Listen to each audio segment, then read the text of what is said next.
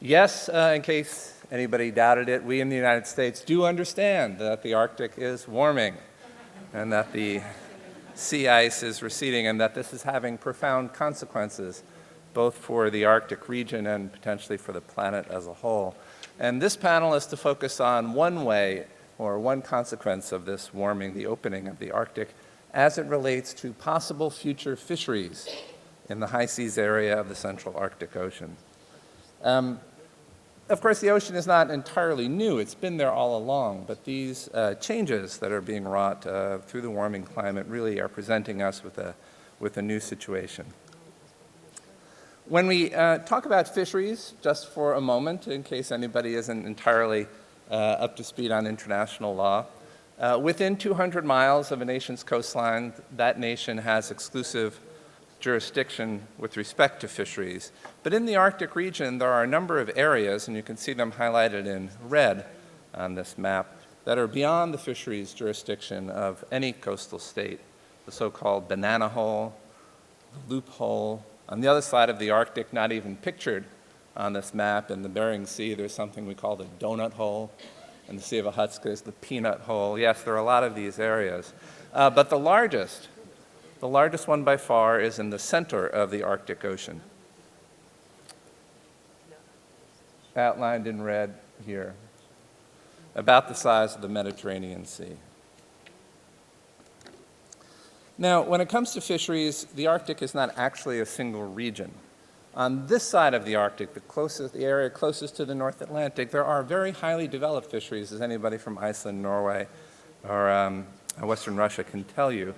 And they are reasonably well managed, and there are a number of international mechanisms in place for managing those fisheries, although those mechanisms will need to adapt, as Johan was telling us, to the changing conditions.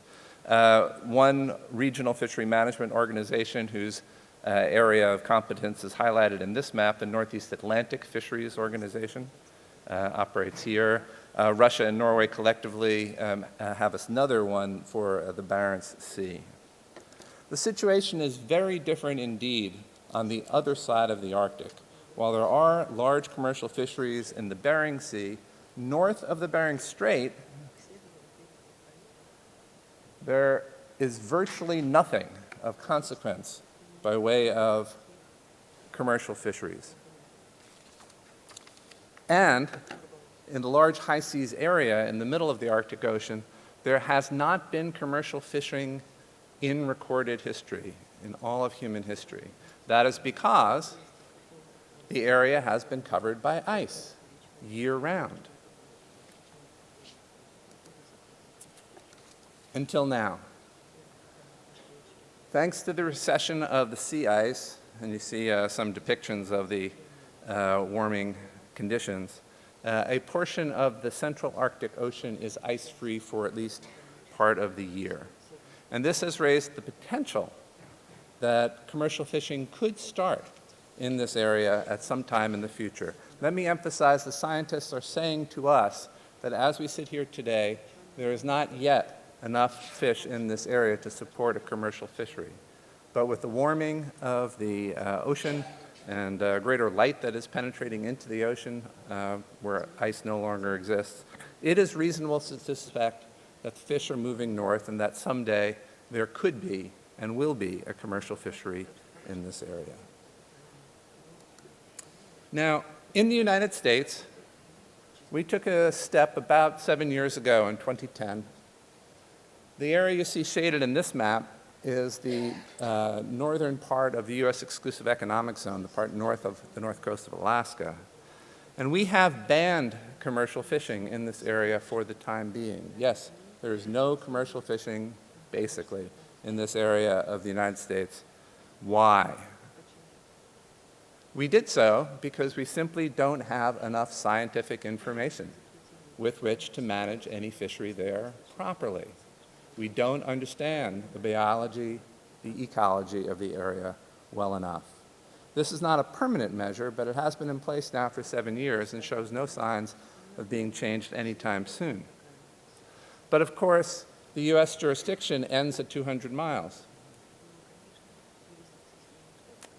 And we're worried that vessels from other countries could come someday to fish at mile 201, and that we would have no way to control that.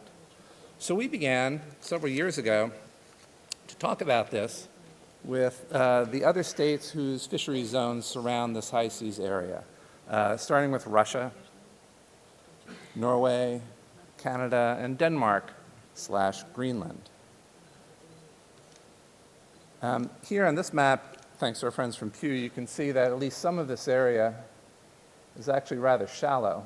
You can also see the part of it that I think this is from 2012,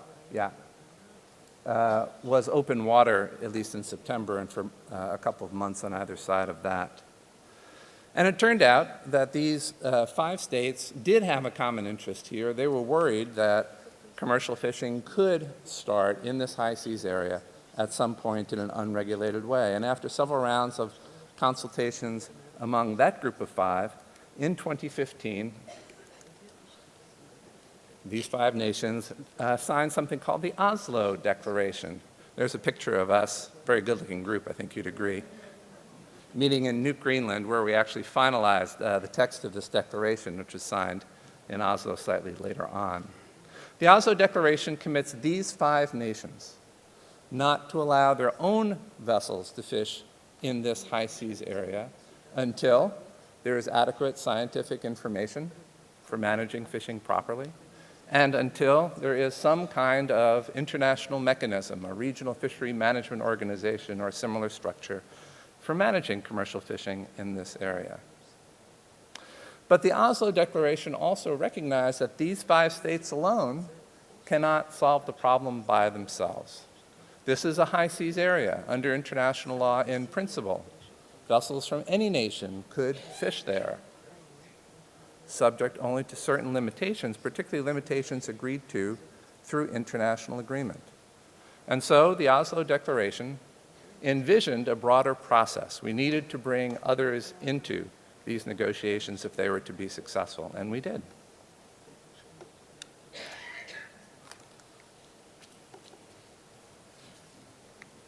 The original 5 nations now include as well the European Union, Iceland, China, Japan, South Korea.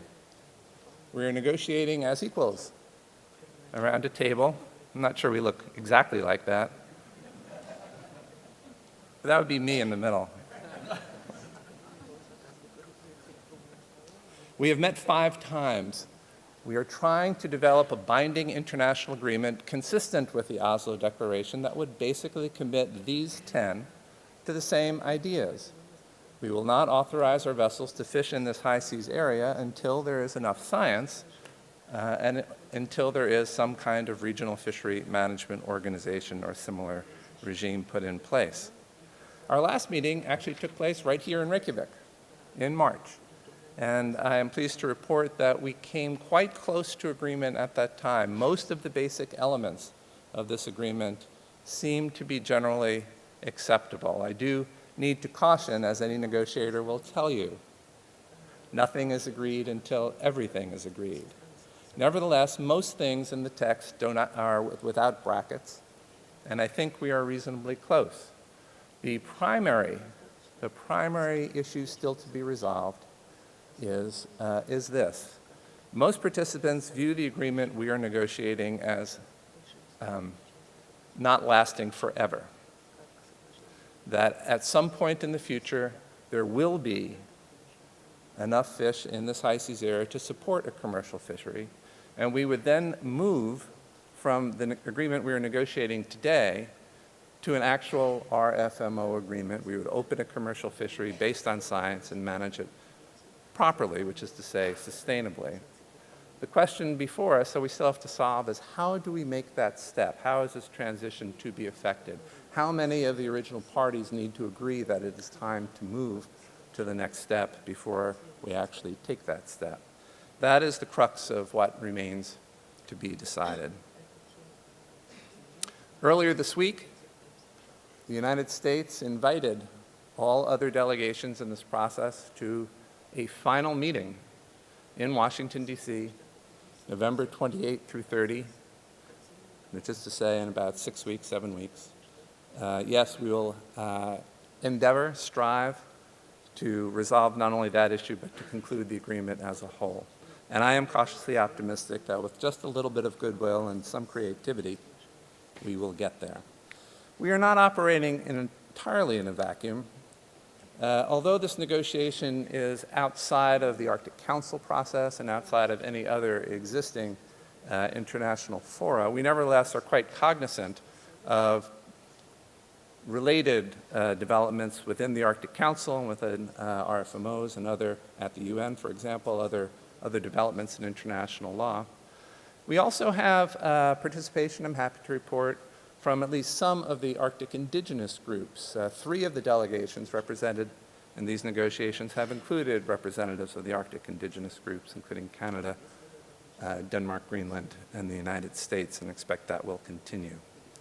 We also have some support from civil society of different kinds, the fisheries sector, environmental community, and scientists.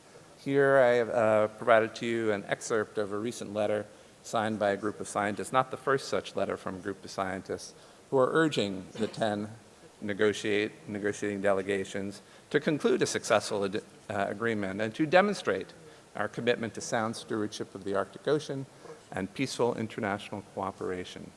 That's where we are. I am hopeful that we will get there in just a few weeks. Thank you very much.